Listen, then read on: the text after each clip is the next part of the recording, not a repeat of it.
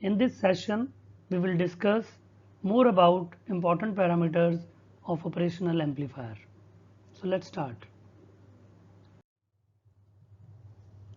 These are some of them parameters, those you have to keep in your mind when you are designing your systems. So we'll start with the most important one. First one is common mode rejection ratio, short form CMRR. Common mode rejection ratio we'll discuss in detail in coming slides. Then second one is slew rate, input offset voltage, input offset current, input bias current, output impedance, input impedance. We've already discussed about this. We have already discussed about this also, that is when there is some output voltage without giving any input VD between pin number 2 and 3, that is called input offset voltage. So let's discuss one by one these features. So the first one is CMRR. It is the ability of amplifier to reject the common mode signal. Common mode signal, we'll discuss what is common mode. The signal which is common to pin number 2 and pin number 3 is called common mode signal. And usually this common mode signal is noise, that whichever is available at pin number 2 and the same signal is available at pin number 3, some component of the total signal is available both pin number 2 and 3, and that component of the total signal is known as CM, that is common mode signal. So if we amplify and the noise is also get amplified, it means its common mode rejection ratio is very less, because as per definition CMRR is ratio between open loop gain and common mode gain. Okay, that is the ratio of two different gains. Sometimes we also call this open loop gain as a differential gain. In some of the books you may see that CMRR is ratio of differential gain to common mode gain. So the signal which is different from pin number 2 and pin number 3, how much it is get amplified compared with the signal which is common to both the pin number 2 and pin number 3, how much that that signal is get amplified. So this ratio is CMRR. But whenever we measure CMRR, or whenever you people see that there is a ratio of gains, we never take the ratio of gains as it is. Usually we consider the ratio of gains in terms of another unit which is known as decibel. It is denoted by small d and capital B.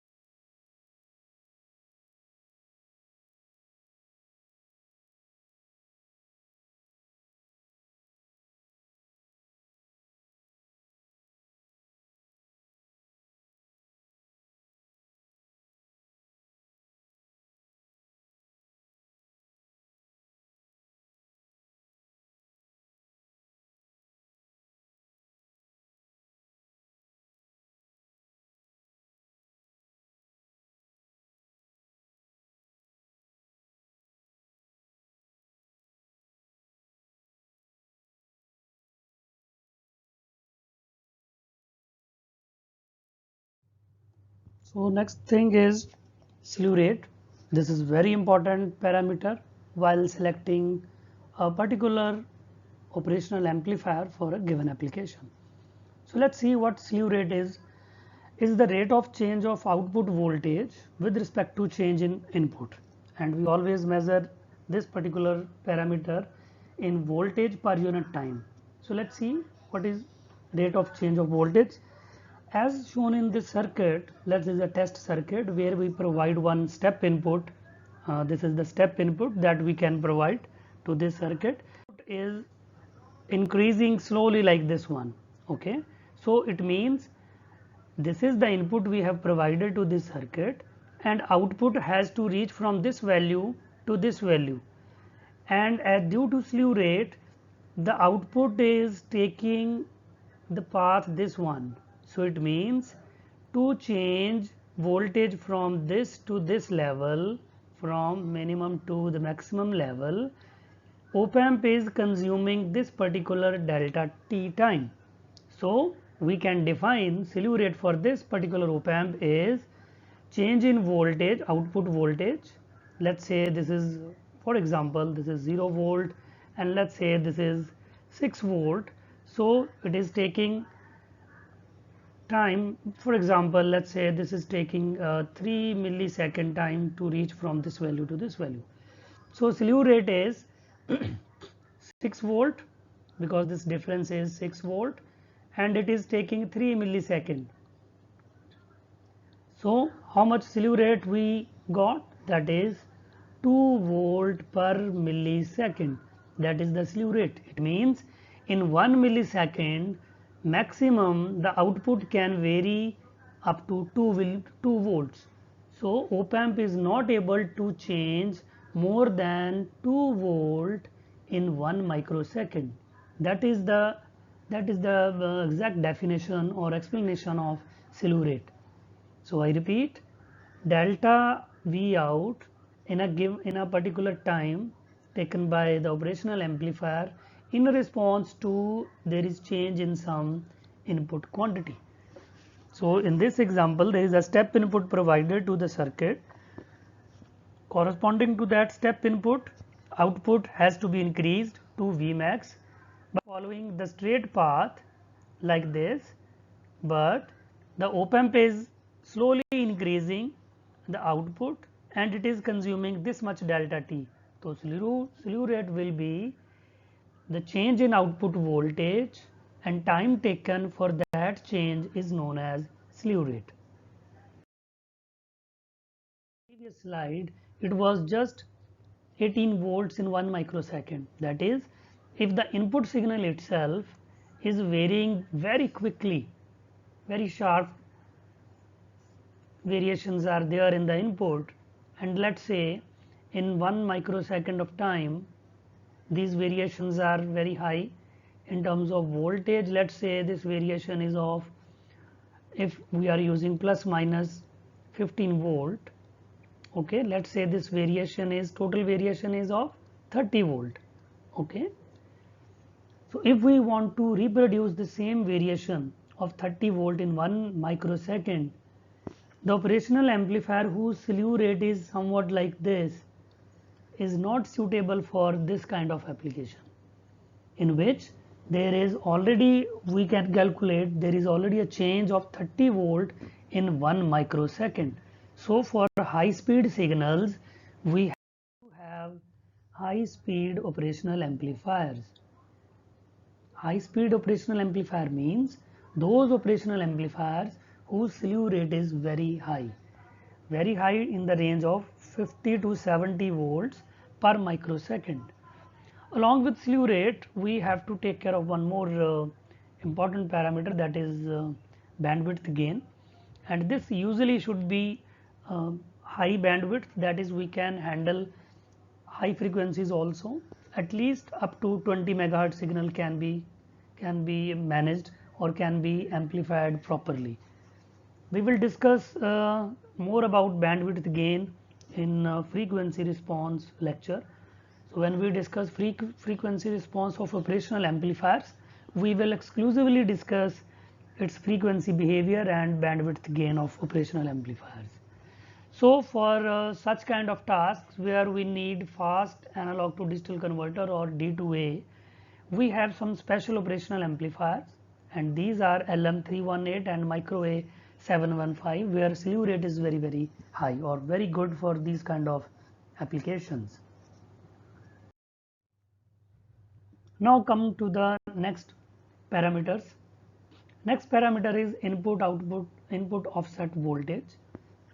I have already explained when we were discussing basic parameters of operational amplifiers, and we have described input offset voltage is the voltage at which is able to produce any offset at the output. That is, when there is no input differential voltage between pin number 2 and pin number 3, suppose we are giving 0 input to these two pins, or the differential voltage between them is 0, we need here output should be 0. So if output is not 0, then we said that the operational amplifier has offset voltage. Ideally this should be 0, and for those reasons only we have pin number 1 and pin number 5, so that we can make these DC offsets to 0 level. So for these purpose we have pin number 1 and pin number 5, and we can use these pins to nullify if there is any offset voltage. Next parameter is input offset current. So like voltage, it is the difference of input bias currents. So those currents we will define in few slides what is I1 and I2. These are the biasing currents. If there is any difference, biasing currents are those currents which flows through the internal circuits of the operational amplifier. Okay.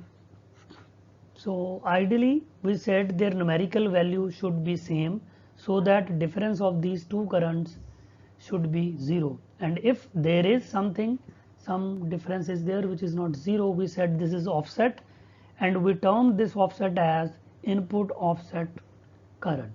So difference between input biasing currents is known as input offset current, and it is defined like difference of I1 minus I2 after taking their modes. So mod we are taking because we are interested only in the actual difference, not their signs. So this input offset current is further enhance the output error because it will get multiplied by internal resistance, and later on it will multiplied by open loop gain. So that is why input offset current is very important, and we have to recheck whatever the errors is there in the circuit due to input offset currents. We will perform some numericals, okay, either in additional lectures taken as tutorials to discuss more about these few parameters. Input bias currents, as we just discussed in the previous slide, that how much current a particular pin number 2 or pin number 3 is extracting inwards the operational amplifier, or how much current it is sinking through these pins. They are individually known as I1 and I2, and bias current, total bias current is average of these two biasing currents. These are the reference, those have been used in this presentation, so you can log into these particular PDF files for more detail. Thanks for watching.